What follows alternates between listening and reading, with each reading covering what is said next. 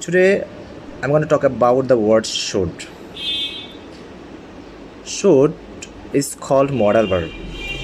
We'll have to use subject before should and verb 1 after should.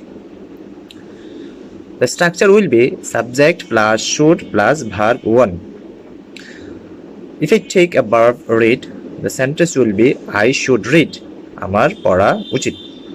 We should read. আমাদের পড়া উচিত। They should teach. তাদের শেখানো উচিত। My father should learn. আমার বাবার শেখা উচিত। My brother should practice. আমার ভাইয়ের চর্চা করা উচিত। So if we practice in this way, we can make a lot of sentences with the structure subject plus should plus verb 1.